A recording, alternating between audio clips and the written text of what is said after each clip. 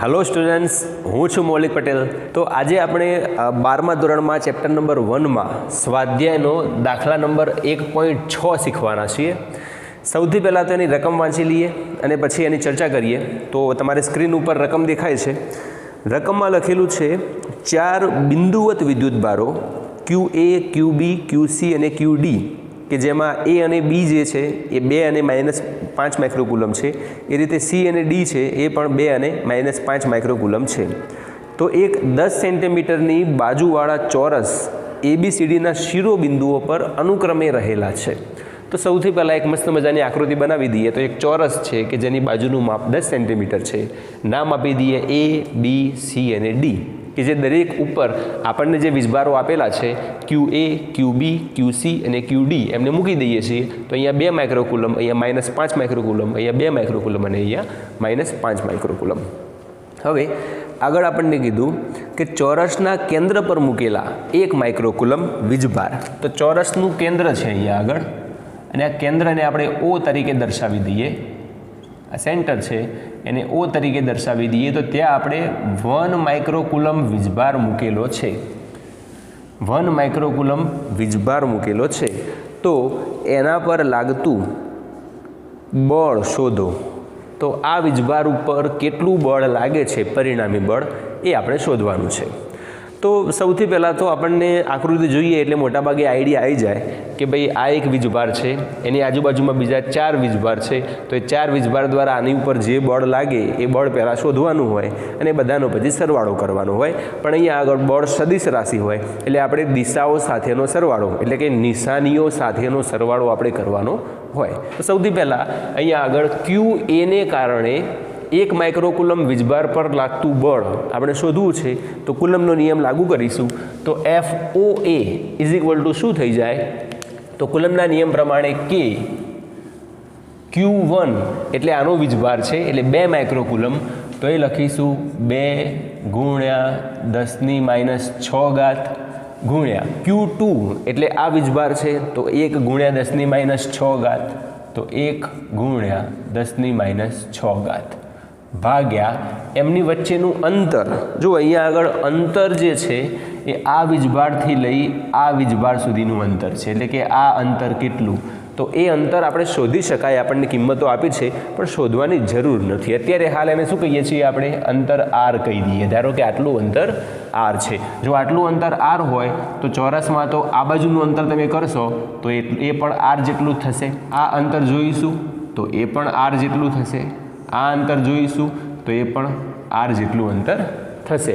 તો બધી બાજુમાંથી એ અંતર તો R જેટલું જ થવાનું છે।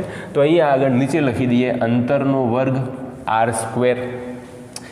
આનો જવાબ લખી લઈએ તો થાય કે 10 × 10 અહીંયા -6 ને અહીંયા -6 એટલે 10⁻12 ભાગ્યા અંતરનો વર્ગ તો R નો વર્ગ। તો આટલી એની વેલ્યુ થાય કે એની કિંમત મૂકી શકાય પણ હાલ આપણે કંઈ મૂકવી નથી। હવે આ બળની દિશા કઈ દિશામાં બળ લાગે છે? તો જુઓ એ ઉપર ધન વીજભાર છે, O ઉપર આપણું જે કેન્દ્ર છે ત્યાં પણ ધન વીજભાર છે। ધન અને ધન એમની વચ્ચે અપાકર્ષણ એટલે આ વીજભાર દ્વારા આ વીજભાર ઉપર આ તરફ અપાકર્ષી બળ લાગે છે અને આ તરફ બળ લાગે એટલે કહેવાય AO દિશામાં બળ લાગે છે। તો અહીંયા આગળ જો દિશા લખી લઈએ તો એ લખાશે AO દિશામાં, તો આ બળ લાગે છે।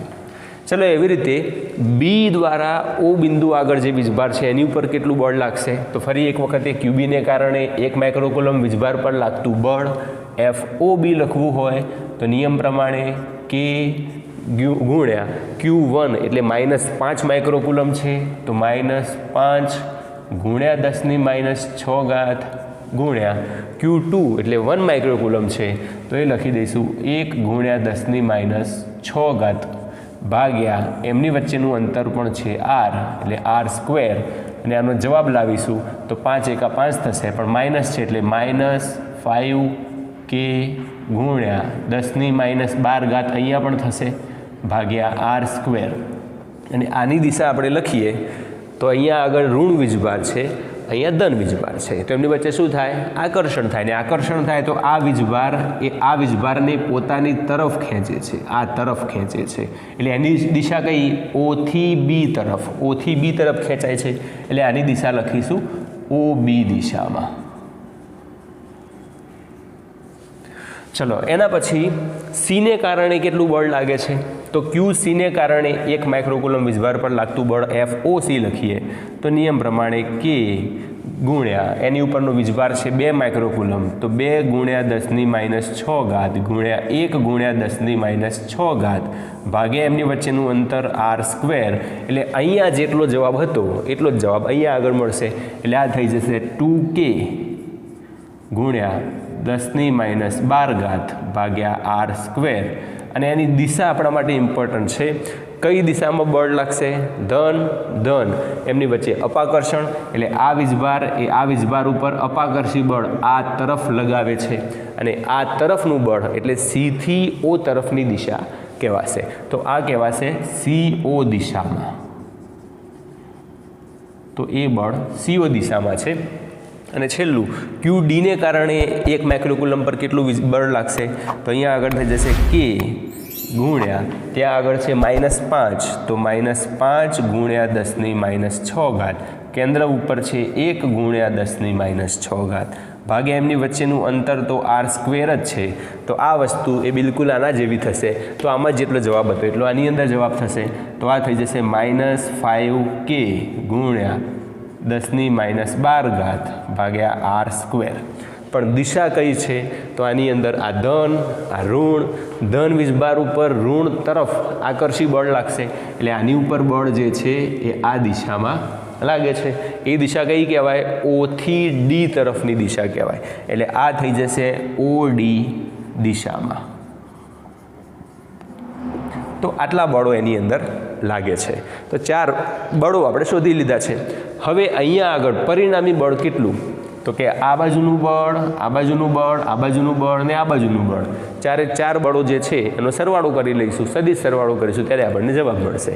તો અહીંયા આગળ 1 માઇક્રોકુલમ વીજભાર પર લાગતું પરિણામી બળ એટલે FO ઇઝ ઇક્વલ ટુ શું થાય? તો કે અહીંયા જે 4 બળો મળ્યા છે FOA, FOB, FOC અને FOD એનો આપણે સરવાળો કરી દઈશું.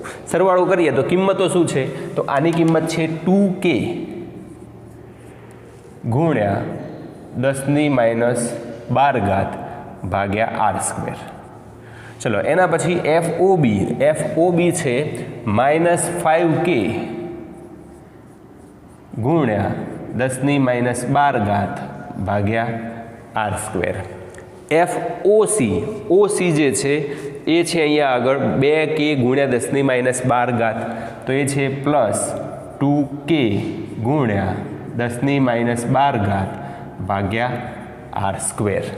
અને એના પછી છેલ્લું જે છે FOD જે છે એ છે માઇનસ, તો +−5K ગુણ્યા 10⁻12 ઘાત ભાગ્યા r². આટલી વસ્તુ થાય. પણ આખી વસ્તુમાં હવે આપણે મેઇન જે ચેન્જ કરવાનો છે એ અહીંયાથી આવશે. જુઓ આ બળ જે હતું એ O દિશામાં હતું, એટલે કે આ દિશામાં હતું. જ્યારે ત્રીજું બળ જે છે એટલે કે CO વાળું બળ, OC જે છે એ CO વાળું બળ છે આ રહ્યું, એ પણ એટલું જ બળ છે, પણ કઈ દિશામાં લાગે છે? વિરુદ્ધ દિશામાં. તો આ બળ જેટલું છે એટલું જ બળ આ છે, પણ બંને પરસ્પર વિરુદ્ધ દિશામાં લાગે છે. અને વિરુદ્ધ દિશા હોય તો નિશાની પણ છે અહીંયા આગળ જુઓ, AO દિશા, AO આ બાજુમાં છે, અહીંયા આગળ છે CO દિશા, CO દિશા આ બાજુમાં છે. તો હવે જો દિશા ના લખવી હોય તો આપણે અહીંયા નિશાનીઓ ચેન્જ કરવી પડશે કે આ બળ જે તરફ લાગે છે એની વિરુદ્ધ દિશામાં આ બળ લાગે છે. અને વિરુદ્ધ લખો ત્યારે હતું પ્લસ, પણ હવે વિરુદ્ધ આવશે એટલે થશે માઇનસ. તો અહીંયા આગળ થઈ જશે આપણું માઇનસ. એવી રીતે બીજા 2 બળો જે છે FOB અને FOD એની વાત કરીએ તો FOB એ OB દિશામાં છે, O થી B એટલે આ તરફ છે. જ્યારે OD જે છે એ કઈ દિશામાં છે? O થી D દિશામાં છે. એ પણ પરસ્પર વિરુદ્ધ છે. એટલે જો પહેલું બળ આટલું હોય તો બીજું બળ એનાથી વિરુદ્ધ દિશામાં એટલે આની જે નિશાની હોય એ નિશાની બદલીશું. તો અહીંયા માઇનસ છે તો માઇનસને આપણે કરીશું પ્લસ. તો આ નિશાનીઓ સાથેનો સરવાળો થયો, એટલે કે સદિશ સરવાળો થયો. અને હવે જો આપણે આનો જવાબ લખીએ તો આ જેટલું પ્લસ છે આ એટલું જ માઇનસ છે, આ જેટલું માઇનસ છે આ એટલું જ પ્લસ છે.